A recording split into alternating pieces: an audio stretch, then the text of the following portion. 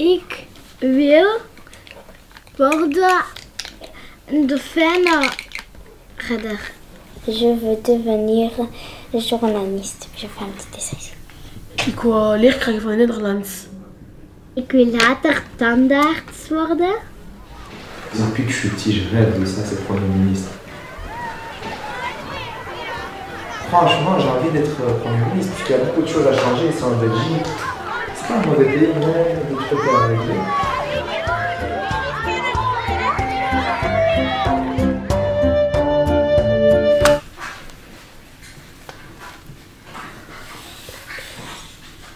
Notre professeur a été absent pendant, on a attendu 4-5 mois, puis le remplaçant est venu. Bij ons was er een tekort aan leerkrachten, dus er was 1 leerkracht voor het derde, het vierde, het vierde, het vijfde en het zesde leerjaar en 1 voor het eerste, tweede en derde. On travaillait dans nos phases d'absence, ce qu'on savait pas, on ne faisait pas. Bijvoorbeeld de berekeningen met aren geleerd en toen we op het secondair waren, wisten we van niks. Alleen. Moi je trouve que ça doit arrêter tout ça. Un prof, s'il n'est pas là ou il prend congé, il le prévient. Il le prévient pour que la directrice peut faire quelque chose. Peut amener peut-être un autre professeur ou faire quelque chose, trouver une solution. Maintenant, je vais peut-être aller dans une école qui vont me remettre à mon niveau, le niveau de 4e que je n'ai pas fait, ou quelque chose comme ça. Et tu comptes faire chaque année changer d'école? Elle a raté, donc elle rate par conséquent. Elles sont fragilisées, elles ne croient plus en leur potentiel. Voilà, c'est très grave. À l'âge qu'ils ont, c'est très grave de ne pas croire en soi, c'est se dire... J'ai voulu devenir policière. Mais bon, dans l'école où je suis, on va pas dire que c'est possible, quoi. Pour moi, c'est pas possible puisqu'il faut des formations, il faut beaucoup de trucs, quoi, pour devenir policière. J'ai été en spécial vers ma 3e primaire. J'étais quand même un cas difficile, j'étais perturbante et... On a seulement compris que tu étais dyslexique en 4e primaire. On m'a dit voilà, tu peux pas continuer ton année, tu n'arrives pas à suivre et tout. Ça m'a choqué sur le départ parce que je pensais que ça allait et tout. Et ils m'ont dit non. Et quand j'étais ici, ils m'ont dit t'es à mon niveau, je vois pas pourquoi tu es ici, mais... Wat ik persoonlijk niet goed vind, dat is de richtingen ASO, TSO, BSO.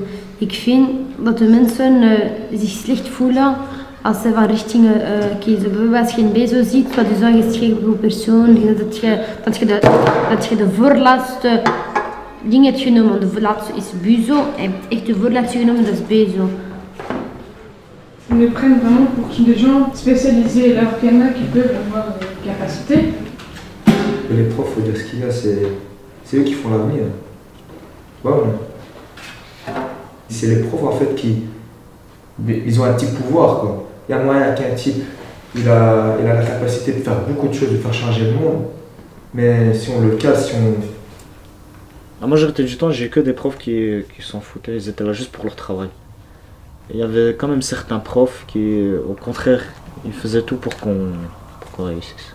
Ik persoonlijk heb 1 school gedaan en waar ik op school zit, de leerkrachten zijn onze vrienden voor ons. Die helpen ons, we hebben een superdirecteur, onze directeur die geeft kansen aan iedereen. Elle me dit moi et toi on va pas s'entendre. J'ai fait on s'entend pas hein. J'ai fait tu peux déjà me renvoyer le premier jour. Elle a dit juste un bête truc, elle m'a remis sur place. Voilà, et, tu vois, j'ai commencé à étudier, j'ai commencé à comprendre. Elle nous parlait, tu vois, par après elle est venue, elle m'a dit je pensais pas que tu étais comme ça, par après qu'on se connaît, tout, quand j'étais calme. Tu vois, elle veut plus nous pousser, elle veut qu'on passe. Elle nous disait qu'elle nous dit moi j'aurai la 1 s'il y a un de la classe il double. Hoe kan je dat zien dat een leerkracht niet goed is? Als bijvoorbeeld iets die je niet begrijpt, dan als je gaat dan zeggen, ik begrijp deze oefening niet. Hij gaat zeggen, laat maar vallen, dat is niet erg en zo. Une fois que le prof termine son cours, bah la matière elle est vue. Et une fois que la matière elle est vue, on passe à autre chose. Le prof ne va pas prendre le temps nécessaire pour voir est-ce que tous les élèves ont compris la matière. Il donne la matière, à la limite, il va lire le texte. Il y a 2-3 personnes qui ont compris. Pour lui, c'est bon, c'est acquis. Mais que le fait que 80% de la classe n'ait pas compris la matière, c'est quelque chose, voilà, on fait aussi quelques pertes.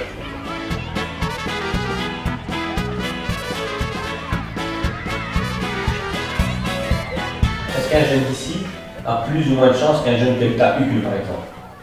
Sérieusement, oui et non. Pourquoi? Je sais pas pourquoi. Qui a plus de chances de réussir dans lui? La personne de UCUL. Pourquoi? Parce que... Il y a des écoles où si tu te trouves dans cette école, il n'y a jamais moyen.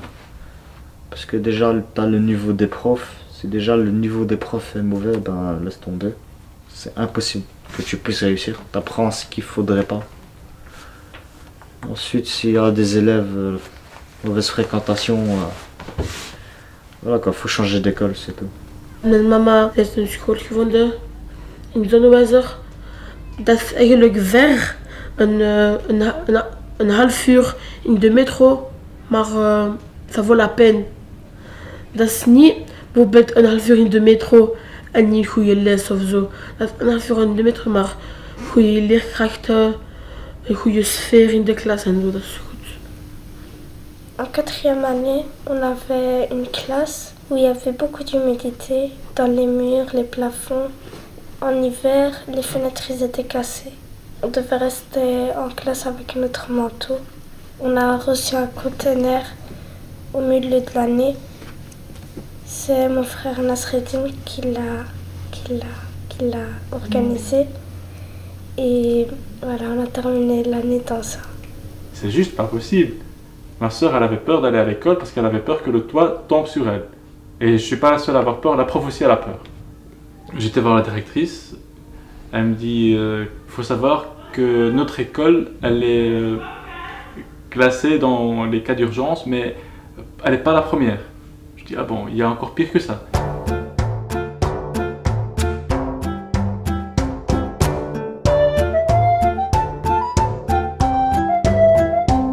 Je heb ze ook Nederlandstalig gedaan. En Nederlandstalig heeft 6 buizen. Dan kan de leraar zeggen, ja het is goed, met veel hulp en alles, met veel ondersteuning. Kan ik door naar het volgend jaar qua en ze laten dan gewoon door een A-test. En bij de toen zeggen ze gewoon, nee het is goed, je gaat niet kunnen, je gaat naar TESO. En in mijn vader, dan ben ik nooit blijven zitten. In mijn vader hebben ze gezegd tegen mij dat ik van richting moest veranderen.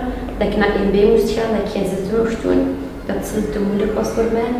En dus heeft mijn moeder, ze wist niet wat zeggen als ik in het 5e was.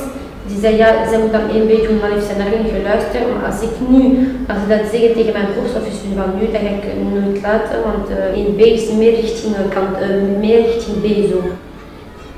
Dus die kiezen gewoon de makkelijkste uitweg en die versturen die gewoon naar andere scholen en die vernietigen en verspillen ook zijn toekomst van die jongen. Parfois le jugement qu'on donne sur la personne, il est erroné, parfois il est injuste et faux. J'ai aussi des amis qui disaient que voilà, ils voulaient faire pharmacien et à qui on vient pour dire non, c'est des longues études. Ben, dans ce cas-là, c'était aussi des filles, on leur dit mais vos parents vous ne seront jamais allés à l'école, etc., etc. Surtout que votre origine est musulmane, on ne va pas vous laisser aller à l'école, donc faites quelque chose d'1 an, comme ça au moins vous avez un diplôme. Est-ce que toi tu crois que ta vie de famille, ta vie dans le quartier, des trucs externes à l'école ont de l'influence sur tes résultats à l'école? Pas toujours. Il y a des jours où c'est vraiment à cause de tous les problèmes et il y a des jours que non. En fait, j'ai beaucoup de choses dans ma tête et je me concentre pas dans mes études. C'est pour ça. Parce qu'en fait, ma mère s'est mariée une première fois et elle a eu un divorce. Elle s'est remariée encore une deuxième fois et elle a eu un divorce. Et puis il y a eu le décès de mon grand-père et tous des embrouilles, tout ça c'est dans ma tête et je ne suivais pas mes études. Je réfléchis juste au problème. Et ma mère me disait ne pense pas à ça, prends tes études premier et tout. Mais moi, ça ne partait pas, ça reste dans la tête. Si par exemple on n'entourait que avec des étudiants, le jour où tu leur dis oui je dois étudier, ils vont directement comprendre ok c'est bon, c'est fini. Mais par exemple moi, tes amis et tout ça, si ils étudient jamais, allez, ils sont plus à l'école ou ils étudient plus ou un truc comme ça, même si tu leur dis, allez, déjà de un, toi-même tu sais qu'ils étudient pas, alors leur dire que je suis en train d'étudier c'est déjà un pas à faire et même si tu leur dis ils vont pas comprendre, ils vont se foutre de ta gueule quoi. Hangt er vanaf in welke wijk woon je. Een jongere dat hij woont bijvoorbeeld in een wijk, kalm, bijvoorbeeld in Vilvoorde en zo. Dat is zo kalm, je hoort bijna niks, alleen maar auto's. Dan daar heb je meer kans dan in een wijkje waar er zijn veel lawaai en zo. Altijd politie, dan heb je daar minder kans. Ik woon in Aanezens en daar zijn de jongeren van, als je kijkt bij 21 jaar oud ongeveer, zijn de meeste werkloos en de meeste zijn tot de vierde, sommigen zijn zelfs tot de zesde leerjaar naar school gegaan. Ik ken iemand die tot zesde leerjaar naar school is gegaan en verder zijn nooit meer. En die mensen die in een arme wijk leven, gaan vaak geen tijd verliezen met school en gaan proberen op het moment zelf geld te verdienen om hun ouders te helpen. En ze denken dat zodra ze van school klaar zijn, zodra ze stoppen dat ze werk vinden. Maar dat is meestal niet het geval. Want dan, als ze 1 jaar gestopt zijn met school, hebben ze geen zin meer om terug naar school te gaan. En dan blijven ze in de straat hangen. Je kunt tegelijk werken en tegelijk naar school gaan. Dat is juist de moeilijkheden. Sommige leerlingen moeten zich enkel focussen op school. En sommige leerlingen moeten ook en focussen op school en ook thuis een job zoeken om thuis bij te helpen. Quoi. Voor mij nu, ik kan niet meer geld aan mijn ouders vragen. Voor mij dat is een nood. Ook als ik geld nodig heb, ga ik bijvoorbeeld bij mijn onkel, maar niet bij mijn ouders. Ik durf dat gewoon niet meer te vragen. En je me débrouille tout seul. Dus je zou zeggen, tu as 18 ans, tu es majeur, tu dois te débrouiller, tu es un homme. Die kinderen die daar ouders hebben, beide ouders die werken, hebben ze alles wat ze willen. Bijvoorbeeld als ze problemen op school hebben, dan wat hun ouders doen, als zij hun niet kan helpen, dan gaan ze een privépersoon brengen naar huis. En dan wordt ze betaald. Bij ons niet. Als wij problemen hebben op school, ofwel gaan we dat zelf moeten doen.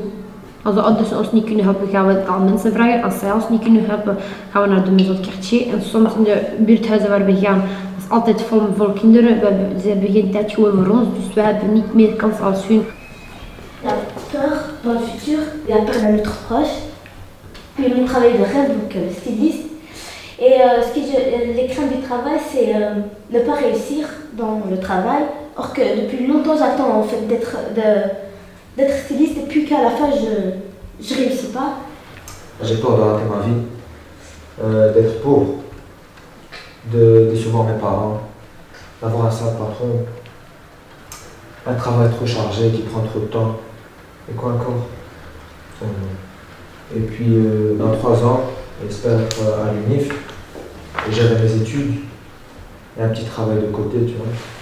Et puis j'espère que mes parents seront fiers de moi. En ik ben ook iemand dat in mijn wijk woont, mijn buurman, hij doet les études pour être un docteur. En hij is goed bezig.